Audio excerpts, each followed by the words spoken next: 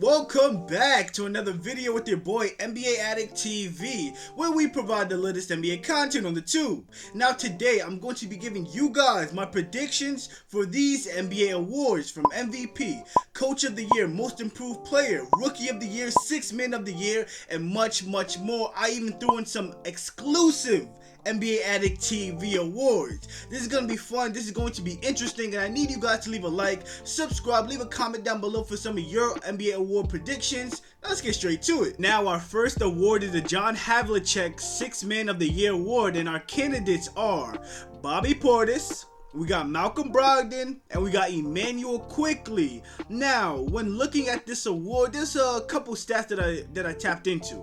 You know, the regular stats at first, points per game, assists, rebounds, 3-point percentage, stuff like that. And I will say, unbiasedly, Immanuel Quickley is the youngest of the three. At 23 years old, Malcolm Brogdon is 30, and Bobby Portis is 27. And they pretty much average around the same point, 13-14 points per game.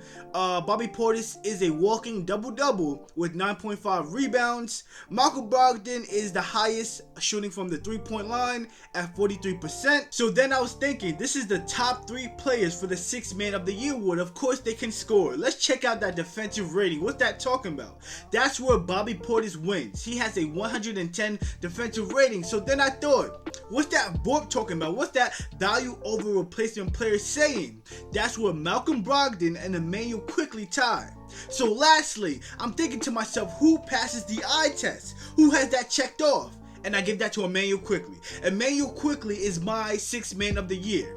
He just brings that fire. He just brings that swag. He is just genuinely a spark plug coming off the bench. Yes, Malcolm Brogdon is incredibly efficient, but he's not the type of player that can really swing the momentum if the Celtics are down in a spot. You know what I'm saying? I think Bobby Portis is that guy, but he doesn't have that same effect as Immanuel Quickley. So that's why I'm going with Immanuel Quickley for my John Havlicek Sixth Man of the Year. Yes sir, let's go Knicks. Okay, so the next award we have is the Jerry West Clutch Player of the Year. And if you're an NBA addict or have been paying attention to NBA basketball all season long, there's no question who should win this award, but we will go through the candidates nonetheless. So we got Kyrie Irving, we got Shai Gilgeous-Alexander, we got Joel Embiid, and we have De'Aaron Fox. To no one's surprise, De'Aaron Fox is my Clutch Player of the Year. He has the most clutch moments of the entire season,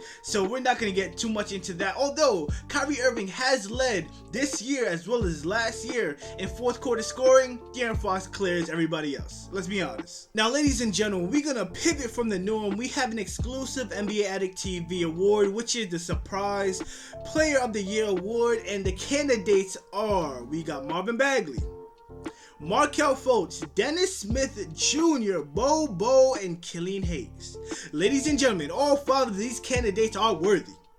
All 5 of these candidates were either looked at as damaged goods, or guys not good enough to be in the league anymore, guys that didn't want to put in the work, guys that were just too injury prone to stay on the NBA roster. Now their respective teams are reaping the benefits. Guys, my Surprise Player of the Year is Markelle Fultz. That man has regained his confidence. I'm not gonna lie, Philly fans, y'all should be fighting demons with the way y'all fumbled this one, bro. I mean, Markelle Fultz tore his ACL last season, but that only looked like a bump in the road with the way his athleticism looks. I mean, his athleticism is not the only thing that's peaking right now. His points is peaking, his assists is peaking, his rebounds peaking, field goal percentage peaking, 3-point percentage peaking. I mean, it's all looking good. The Orlando Magic are going to be special next year, bro. Keep an eye out on. So the next award is gonna get a bit tricky because it's been flip-flopping for most of the year. At first it was between 2 guys. Now a third star has risen into the conversation, and we're gonna talk about it. Next up, we have the Wilt Chamberlain Rookie of the Year award, and the candidates are, we got Jalen Williams from OKC, we got Benedict Mathurin from the Pacers, and we have Paolo Banchero from the Orlando Magic. Now, this Rookie of the Year race is pretty interesting for a couple of reasons. Now, many voters have Paolo Banchero winning this award at pretty much the half-point mark of the season, but many will say that he's probably not the most impactful rookie of the three, but we're gonna talk about that a bit later. Not taking anything away from Paolo Banchero, because he is a walking 20-point bucket, bro. I mean, from the beginning of the season, he was giving defenders nightmares with the way he was able to score over them. I mean, no defender could really stop Paolo Banchero. His game is so mature for someone his age. His ability to go to his spots and score over most people, remarkable. Now, with that being said, it's no secret that Paolo Banchero needs to work on that outside shot. I mean, 29% from 3 is nasty as hell, my boy. So going on to Bennedict Mathurin, he has been a bucket. He was on a heater to start the season, and then Tyrese Halliburton got injured, and Bennedict Mathurin pretty much lost his footing in that race. Now, when it comes to impactfulness, right, Jalen Williams has my vote. Jalen Williams is by far the most efficient rookie of the three, and considering that the OKC Thunder is actually in the playoff race, in the play-in currently at the 10th seed, I think a lot of voters should take that into account when making this vote on Rookie of the Year. So, with that being said, my Rookie of the Year is Paolo Banchero. I ain't gonna lie. I'm not gonna lie. Consistency did it for me, bro. Consistency did it for me. From beginning to end, he has been absolutely dominant. And Paolo Banchero, you got it, bro. Now we have the Hakeem Olajuwon Defensive Player of the Year award. Now this race right here is going to be extremely tight. I mean, you can't go wrong with the 3 candidates that we got tonight. Okay, well, I mean, we got 4, but it's really 3. I just gotta tell you who it's not. You feel what I'm saying? So the candidates are Jaren Jackson Jr., Brook Lopez, Giannis Antetokounmpo, and it's not Rudy Gobert. Now, when looking for a Defensive Player of the Year, there's a couple of stats that I do look for, and considering that all 3 candidates are bigs, I will look for blocks, block percentages, defensive win shares, and defensive rating. Now, Jaren Jackson Jr. does lead all 3 candidates in both blocks per game and offensive rating, but Brook Lopez does win that race when it comes to defensive win shares. Now, when it comes to the eye test, I would have to go with Giannis Antetokounmpo. So in my opinion, you really can't go wrong with either of the 3. Now, my favorite though to win Defensive Player of the Year gotta be Jaren Jackson Jr. Jaren Jackson Jr. is just more mobile. He's more versatile. I'd rather have him guarding 1 through 5, in my opinion. But once again, you cannot go wrong with either Brook Lopez or Giannis Antetokounmpo. Now, let's spin a block on the NBA Addict TV exclusive NBA award, and that is the Most Disappointing Player of the Year award. And the candidates are: we got Jonathan Isaac, Chris Paul, Kyle Lowry, and Ben Simmons. Okay, all of these candidates are fine gentlemen. Their careers just took a turn for the worst, right? And my favorite for this award, Ben Simmons. I'm sorry, bro. You pulled off the biggest heist in sports history, my brother. What happened? What happened? Now, I know the back fucked up. I know the back is fucked up. You got that MPJ injury, but 10 times worse. I know it's fucked up, but damn, you do not look good. And keep in mind, guys, if you've been following me for a little bit, Ben Simmons just tapped in NBA Addict. He liked one of my posts over the summer. I said Ben was gonna be back. Everybody should look out for Ben Simmons. He is on a revenge tour. But that did not happen. Ladies and gentlemen, that did not happen. Nigga, damn. Now we got the George Mikan Most Improved Player of the Year award, and the candidates are: we got Shai Gilgeous-Alexander, we got Jalen Brunson, Lauri Markkanen, and a late scratch in Mikal Bridges. That brother has been hooping. But my favorite for the award has to go to Shai. It has to go to Shai. That brother went from averaging 24 points last year, which was impressive, to 31 this year, and has OKC in playoff contention. That is impressive, bro. That's impressive. And Shai is only 24 years old. He has improved across the board and has made himself a legit all-star. But now that we recognize who Shai is and that he's an incredible player, and I really hope that OKC is back in the playoffs, I'm not gonna lie, I'm gonna hop back on that bandwagon. I was an OKC fan back in 2016, but after that, it went downhill. Took my talents to every other team. Next up is the Coach of the Year, and this may be a bit controversial. This is really opinionated for the most part, Alright, so the candidates are, we got Mark D from OKC, we got Mike Brown from the Sacramento Kings, we got Willie Green from the New Orleans Pelicans, and we got Jacque Vaughn from the Brooklyn Nets. I had to throw Jacque Vaughn in here. He deserved recognition from what he did from when he took over from Steve Nash, that horrible man should never coach a basketball team ever again. Alright, so my favorite for this award goes to Mike Brown. Mike Brown from the Sacramento Kings, like the beam, like that motherfucker. Okay, they are the 3rd seed in the Western Conference, and I'm not gonna lie, the entire world was laughing at them coming into the season. Nobody thought they were a playoff team.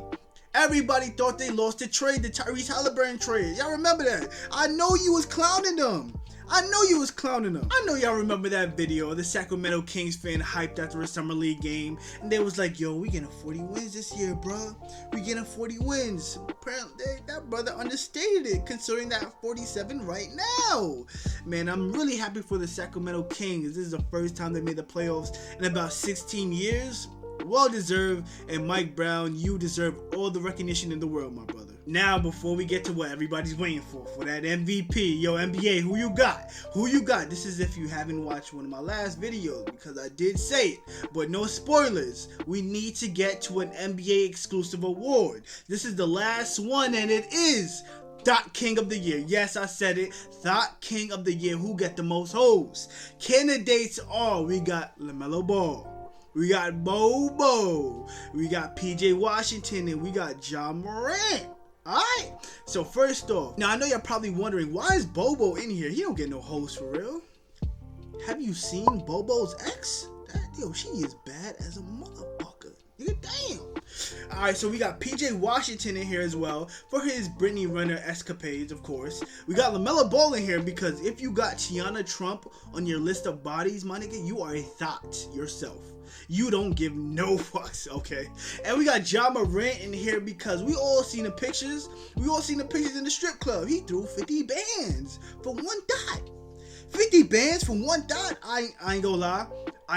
It was my pick was LaMelo Ball before them pictures came out. Now it's Ja Morant. I'm not gonna lie. Ja Morant, you are the Thought King. Ladies and gentlemen, this is what y'all been waiting for, the MVP. Yo, NBA, who you got as the Michael Jordan Most Valuable Player of the Year award? The candidates are Nikola Jokic, Giannis Antetokounmpo, and Joel Embiid. And ladies and gentlemen, the straw poll vote came out about a week ago, and the voters are saying that my favorite is Joel Embiid, but Nikola Jokic does have the most first place votes. What does that mean?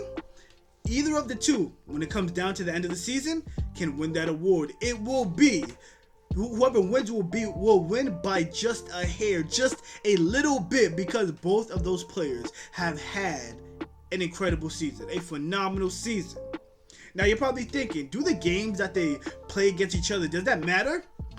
Well, when Jokic and Embiid played, when the Sixers played the Nuggets, the first time Embiid dominated Jokic. The second time they played, Embiid did not play, obviously. Now, when Jokic played the Bucks, the Nuggets dominated the Bucks. But when the Bucks played the Sixers, the Bucks dominated the Sixers. So what does that mean? What are we really saying about these games that they played against each other? Does it really matter? In my opinion, it should, but not so much that it really sways you one way or another. You know what I'm saying? But my vote for MVP is Joel Embiid. In my opinion, he should have won one last year, and it's messed up that he does not have an MVP under his belt already, but this is his year.